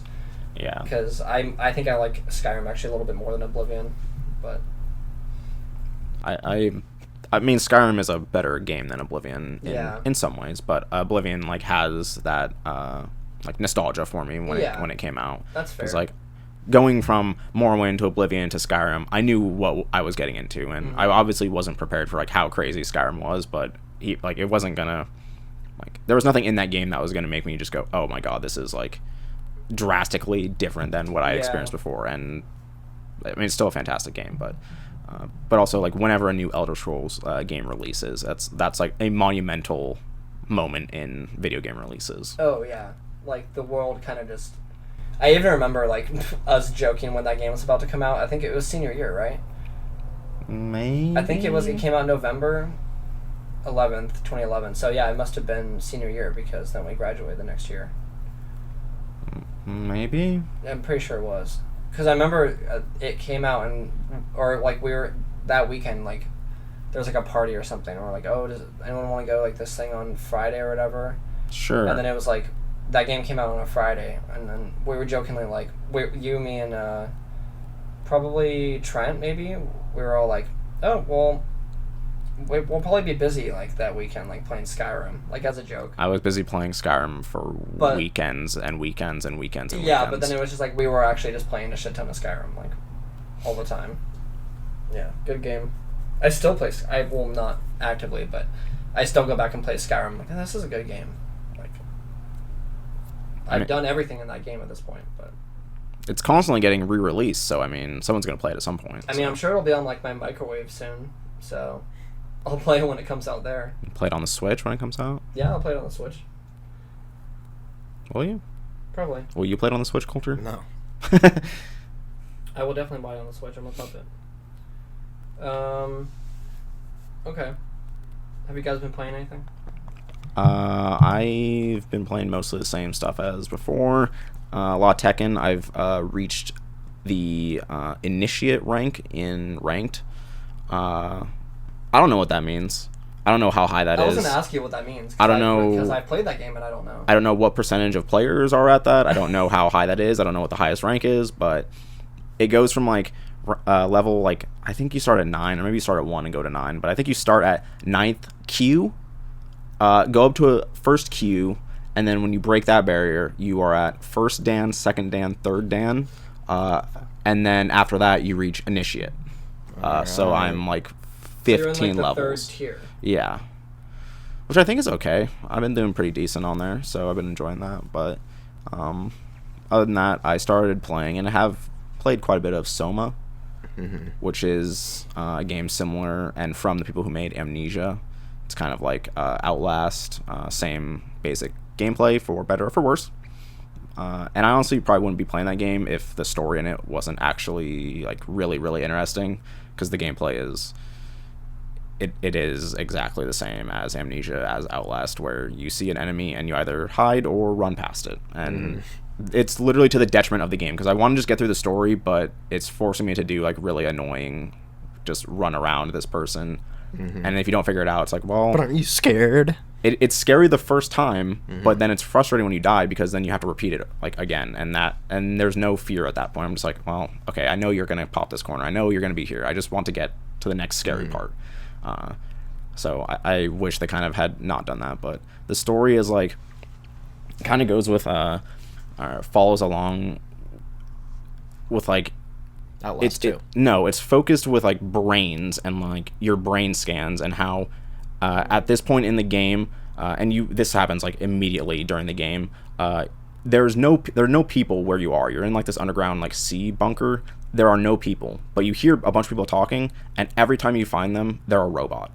But they talk like exactly like humans, and they act like humans because like their brains have been scanned into them. And there are a bunch of like reveals later on that like the story has been like going full throttle with a bunch of different twists and turns, and it's like, it's disturbing sometimes when you like have to interact with the robots. There's like one point where one of your companions, it's not you have to like, they'll be like, oh, like, we need to get this chip from this robot, and your guy, like, after he's come to like the realization, is like, well, I don't think I should kill that robot, and this person's like, no, it's fine, it's just a robot, and he's like, well, aren't we robots? And it's like, don't worry about it, just do it. It's like, well, I don't want to, that's bad, you messed up, I killed a guy now. And it's interesting. There's a lot of like weird like just emotional like thoughts and psychological kind of thoughts, yes, psychological thoughts. That's intriguing, but I hate that gameplay. Yeah, it's bad. I think someone created a mod for that game where you can just take out the combat, or like, not even, there's no combat in the game, but you can take out the like enemies and that stuff, so you can just get through the story, which is really, really interesting. But yeah, there are times when I just get frustrated because it's just annoying, like trying to like bait an enemy around a corner just so I can get to another corner and like get around. It's frustrating and time consuming, and I just want to get through it.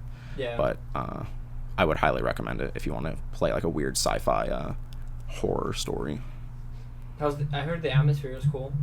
It is, like, so you're in like an underground like bunker some of the time, and also you're just on the seafloor, and it's kind of spooky out there because you're just in the ocean, and like visibility is awful. You can see like a few feet in front of you, and then it starts to get real murky, and you just can't tell what's out there anymore. And yeah, it's like, I don't have a fear of water, but I have like a crippling fear in my mind that one day I'll be in the water and like a kraken will drag me underneath, and like I won't see it coming because you can't see at the bottom of the ocean. And like that fear strikes deep in me, because there's hints at this place called the Abyss, which is just a sheer like the Marianas like trench. It's like, oh, this is like 4,000 meters deep. It's Jesus. Like, well, I don't want to go there, but I'm going there. I'm gonna be scared out of my pants. So yeah, that's about all I've been playing. Do you have a surprise for us? Because you're going. No. I'm going to the Marianas Trench, boy. I'd be fine going there if I was like in a ship. If I was just straight swimming there. I was literally yeah. If I had to like swim there. Submarine now. Yeah. No, swimming is nightmare sitch. I mean, my greatest fear would be being in an enclosed space filling with water. Oh, that happens literally all the time in that game, so you probably really love it. Titanic, or maybe like... Actually, I recently had a nightmare where I went off a bridge in a car into the water, and I had to fight my way out of the car underwater, and that was frightening. So... Oh, it was frightening. Well, but playing SOMA. Actually, that moment doesn't actually happen very much, because once you're actually out in the water, like, your character is walking. Like, you're walking along the seafloor. You're not swimming or anything. But there's definitely moments in there where it's like, oh, God. Water's like filling. What do I do? Nope. And then you just, you don't know what to do. Nope. No. It's used, the, like, location in that game is used to really good effect. Maybe I'll watch a YouTube Let's Play of it. That would probably give you a good experience. Watch a speedrun. You can watch me play it. I'll stream it. Yeah, stream it, and then just every time you're doing anything that's not like story related, just let me know, and I'll just like go make. You probably won't see that because I'll just stop streaming. Okay. Because I'll just quit. Okay. So. Oh, hey. Moles. All right. But yeah, nothing else besides that. Really. Colter, what have you been playing? I've been playing more PlayerUnknown's Battlegrounds. What's that? Getting, wow, we haven't brought that up on any other podcast. Just kidding. Every single other It's one. the most popular game of all time. Yeah. So getting better. Oh my God. So we almost got the chicken dinner one of these matches. It came down to just me, Jordan, and one man at the top of a hill. And you'd think those odds sound real good, but Well, this is PlayerUnknown Battlegrounds. we did a pincer format which where was good. It was a good strategy. yeah, we literally did every single thing right. Where we're going up the hill, I'm flanking, and he's just straight up moving towards him. This guy's behind a tree at the top of the hill, and I get there. I'm above him. I have the high ground, Anakin, and I said to him, "Don't try it." He tried it. No. So yeah, I had his side. He was just clearly there. He didn't know I was there. I freaked out and started shooting too early before I really had it down. I used my AR instead of my sniper rifle, which, I mean, you can give or take. I could have killed him with the AR if I wanted to, but I feel like if I used the sniper rifle, I could have like killed him because you only need like 1 or 2 shots. Yeah, so I miss too much, and then he goes behind the tree, and then eventually comes out and like shoots at me and kills me, and then Jordan isn't able to recover from that. What happened after that was I was crawling up the hill towards him because I never got a sight on him, but then he threw a stun grenade, which earlier in the match, Dane and like we were talking like, who uses stun grenades? Like no one like ever uses them. And then of course at the end of that match, a stun grenade lands in front of me, blinds me completely, have no idea where the guy is, and then when the flashbang clears, I'm just dead on the ground. That sucks. Well, because, I was about to pick up a stun grenade earlier in the match, and I was like, does anyone, like, what's everyone's stance on stun grenades? Like, are these are shit. And then... That's our undoing. You could say it was karma. I don't know. And very quickly, I forgot to mention this. I beat PlayerUnknown's Battlegrounds. I've achieved the trifecta of solo win, duos win, and squad win. So that was... The solo win was one of my... crowning achievements. I feel like it was incredibly exciting. So not far I have easy. Squad. I don't have solo. It's very difficult. I've gotten second place multiple times. Yeah. One day I got second place 3 times in a row, and then I quit and was very angry. Yeah. Colter has a clip of me getting angry. I was very mad. I will get a solo win. I swear to God. I swear to God. Anyways, did I play anything else? I just tried out the new Rocket League update. They added goal explosions. And Rocket League Radio. Yeah, so that's the thing I want to talk about just a little bit. When you hear Rocket League Radio, you're like, okay, they're adding full music, like customization. You can probably like pick what songs you want to play and like just go through, and like there'll be a robust UI of the music choices. Like that's what you think. They're going to expand everything. None of those details were given beforehand. I just assumed all this, but you know what? What does assuming do? It makes an ass out of you and me and psionics. Psionics. Got him. So what this turned out to be was if you hold down the R3 button, which previously was just skip song, you can look at the playlists. They're like little icons for 4 different playlists, one of which is like all the new songs, one of which is like volume 1 of the original songs, one of which is volume 2 of the original songs, and then there's like one other that I can't remember. And that's all it is. You can choose your playlist, and then it'll randomly go through all the songs. No song selection, You can't go to that playlist and just choose a song? I don't think so. That's absurd. I searched really hard. Really? I could be just completely wrong, but as far as I know, that's all it is. You can choose which playlist you listen to out of the 4 canned playlists, and that's it. That's Rocket League Radio, boys. Not what I would have been hoping. Absolutely not. Every other sports game has the ability, as far as I know, to go in and like fully customize music. Like And take you can, out this take song. out And, songs you don't like, Yeah. Like just make your own playlist. Why?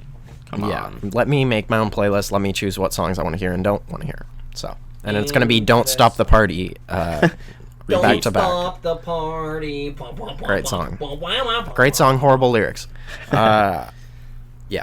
So Everything I is think that's all I play. Have either of you guys been playing any Zelda lately?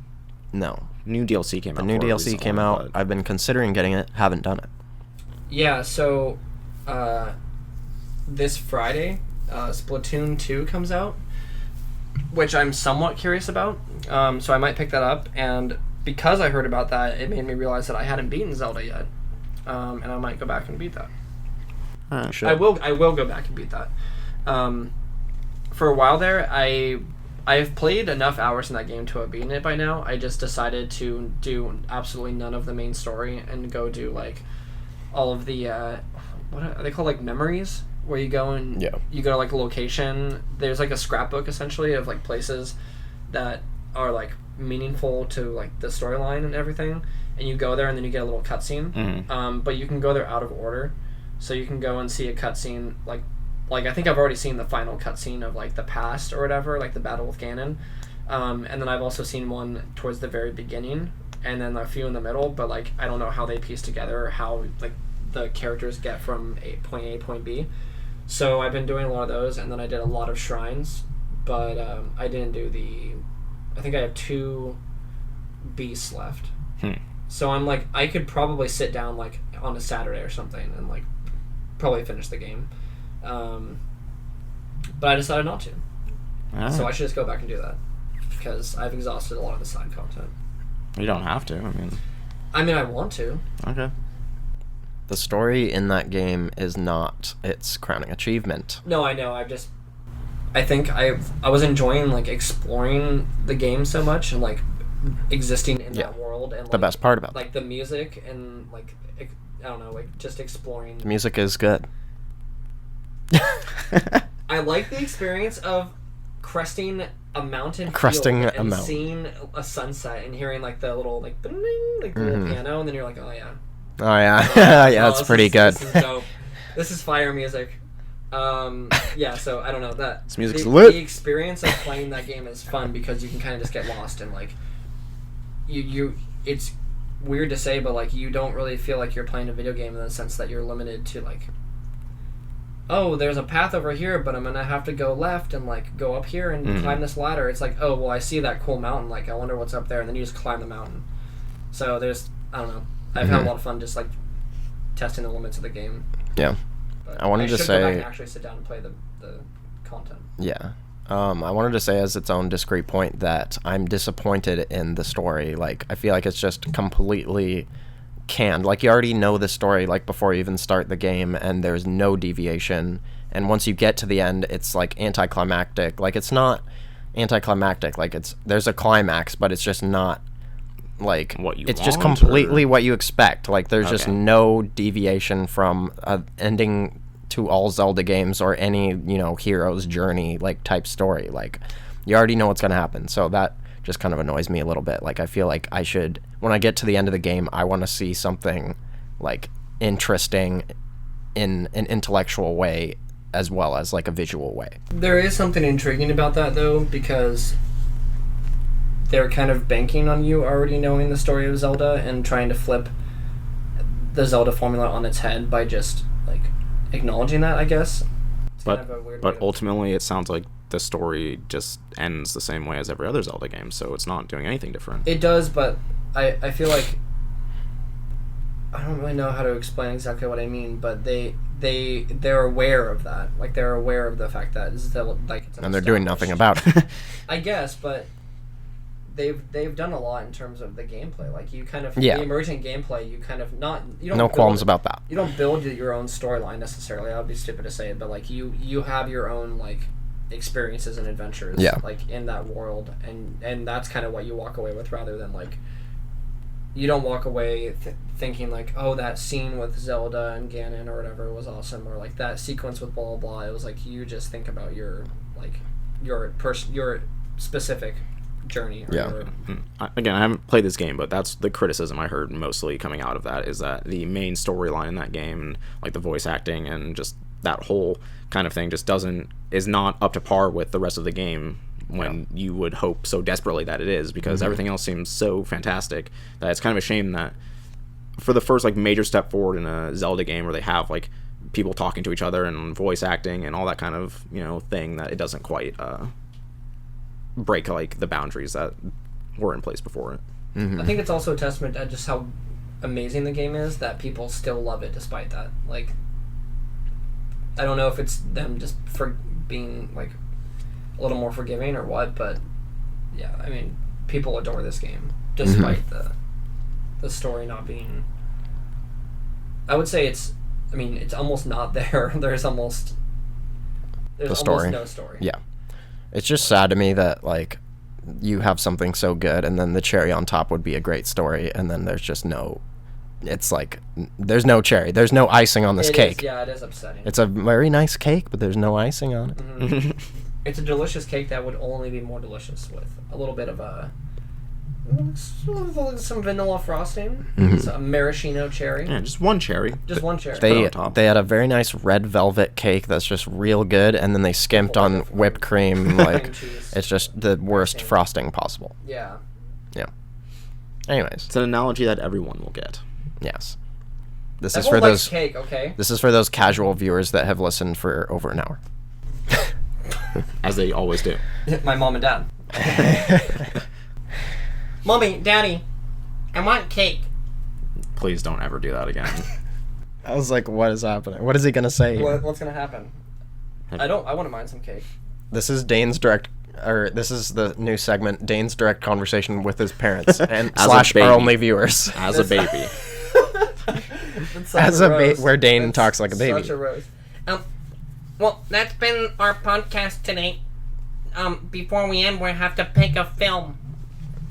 I'm only a baby. I've seen one film, and it was Hercules. And it was a pretty good movie. I got scared when the little lizard got his head cut off. I mean, Hercules is a good film. Oh, the Hydra. The Hydra. The little lizard. No. It was the biggest lizard known to man. Literally no bigger lizard. It was pretty big, but I was hardly looking at it because I had my eyes closed. Mm-hmm. And so it could have pretty been scary. It could have been a little lizard, but it was pretty big, it sounds like, and that's scary. Okay. All right, go ahead and reach over. I'm going to grab this bag here. Careful, because those... Whose turn is it to God, that's why I said careful. Whose turn is it to draw a film? Great question. You drew the raid last time. Who drew Donnie Darko? I think that was Jordan, right? Yeah. Wait, are you sure you didn't draw the raid? I know that Dane drew it. I drew the raid. And then it's Colter. Shortly after I came out of the womb because I'm a baby. Should I not? Can I just... You should stop. Just remember when I had the conversation about, is this dumb or is this funny? This baby voice. Think about that conversation. Oh, yeah. I think we determined that it was both. Yeah, that's true. It's a cult classic. Those who like it, like it. Colter classic.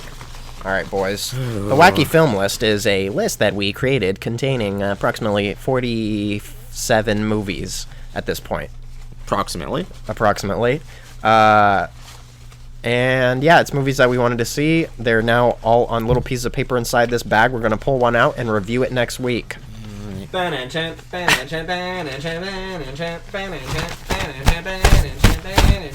a film. All right.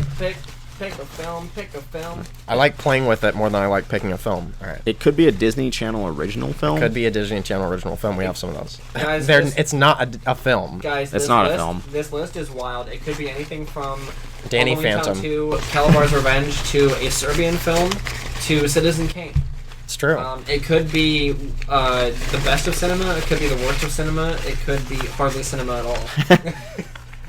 It could be a shock video. And by that I mean that Citizen Kane is hardly It could be Leon the Professional. Oh, Colter wild card, baby boy. All right. Oh, okay. So does that mean I pick one right now? Yeah, you just dump it out and pick one. right now. Dump it out and pick one. Too much. Should I move this stuff? You can dump it out on the table. Yeah, Do you go want ahead. a list of the? Sorry, Kerm. We don't have every single one. Oh man, so Colter just picked a wild card, which means he gets to choose any film from the list of his own. It has to be from the list. God damn it!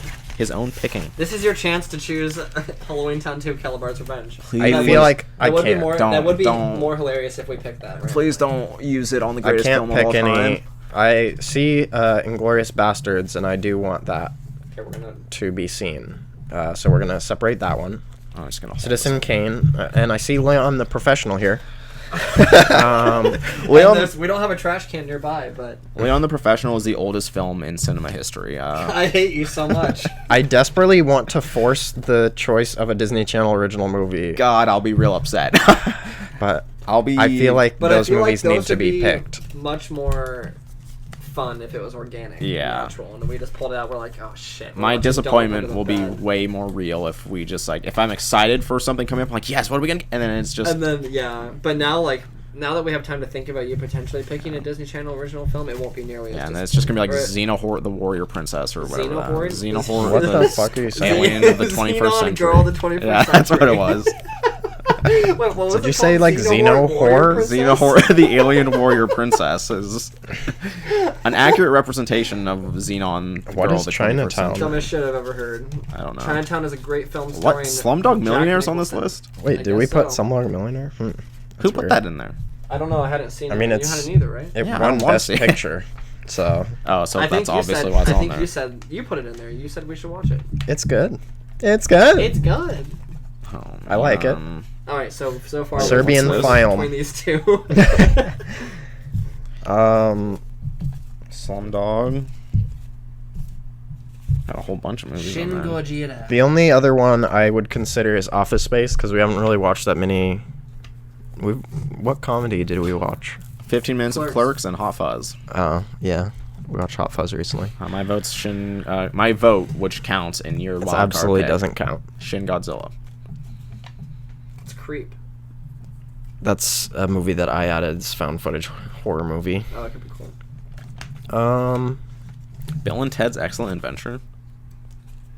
I feel like I have to force something that like I picked or like some fun thing Yeah, you don't have to. I mean, you can You pick really whatever. don't. you want. because it has to be like because we all want to see Inglourious Bastards.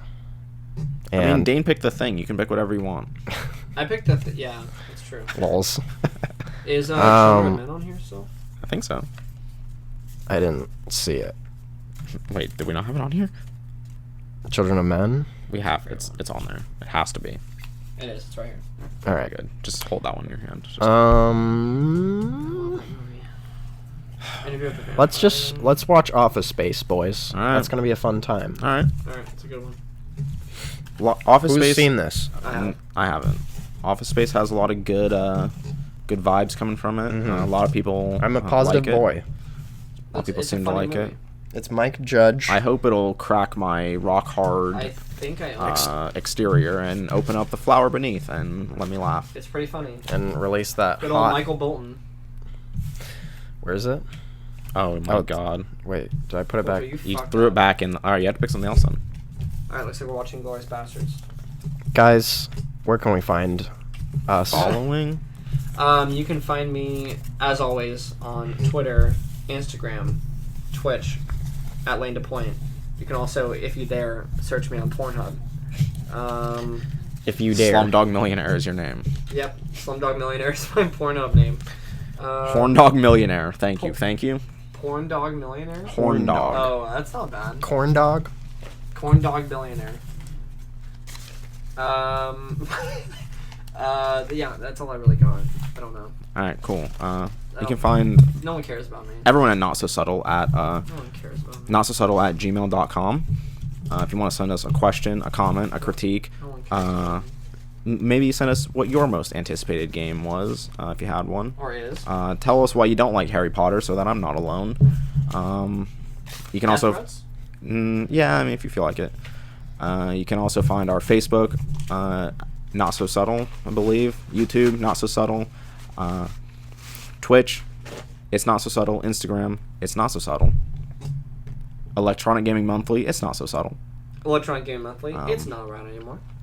It's not. You can find me, Jordan Miller, at The Killamilla on Twitch, Instagram, gaming networks, and the like. I've been streaming pretty frequently, so if you want to tune in, you can. I'll probably be streaming something. Could be PUBG with the boys. It could be Tekken 7. Could be me playing SOMA. It could be none of the above. It could be pretty good. So, yeah. Maybe, ooh, you know what? I'm going to say that we're going to do this right now. Okay. In the next, maybe tomorrow, someday coming up soon, we should stream Destiny 2. Alright. I'm disappointed that we're not going to be streaming that on PC. Because Dane fucked up. Look, I messed up. I didn't know that the Destiny 2 beta was on PC, and the first option that popped up was PS4, and I didn't go any further. You didn't even look. I saw Xbox, and I was like, well, It was literally one scroll down. You just had I to messed flick your up. finger and you would have seen it. Look, I messed up, alright? But we'll be PS4 is going to be sick, though. playing on PS4 soon. As soon as Comcast fixes my internet, which should be tomorrow. Right. Yeah. Whenever you're able to, we should stream that. So yeah, if you want to find my Tumblr where I post anime stuff, Tenzo-Taicho. Colter, where can the crowd find you? The other day, my brother was like, he randomly said the words Tenzo-Taicho, and I laughed really hard. So you're getting through to the audience. Thank you. I'll tell you that. At least someone is looking at it. It's good content. It's hot content. Hot cont. Hot content. So you can find me at Colter Potter on Instagram. Oblivion. You can find me at Colter Potter on Instagram and Twitter. Go ahead and follow me there and send me nudes. Careful of the pages. If you're a girl. All right. Yeah, that's pretty much it, boys. All right. That'll do. Before we go. Uh-huh. Where's Kermie? So I know we started fuck out did this you do, episode Kermit?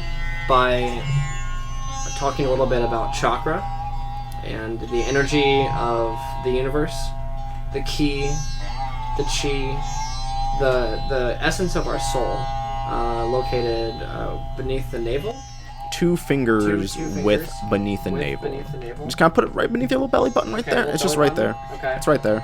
So, do you guys feel as if we've come a little bit closer to harnessing and gathering our chi and our chakra? I think this episode? we've come back around to it. I think in the middle we kind of lost our chakra a little bit. Kind of went off.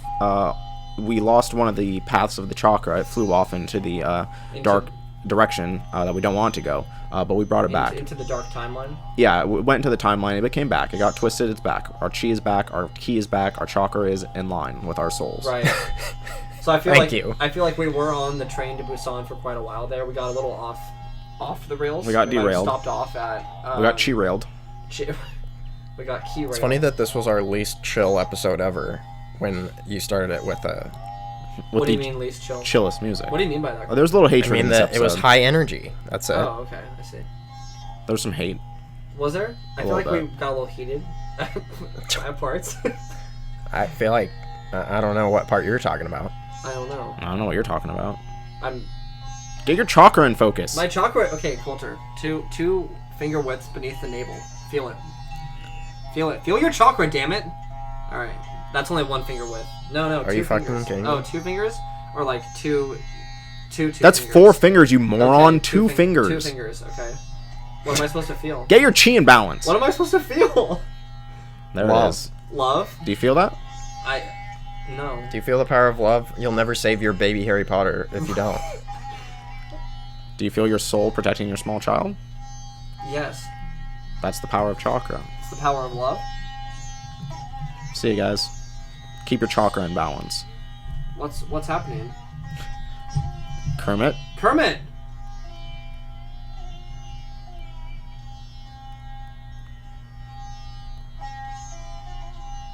Goodbye.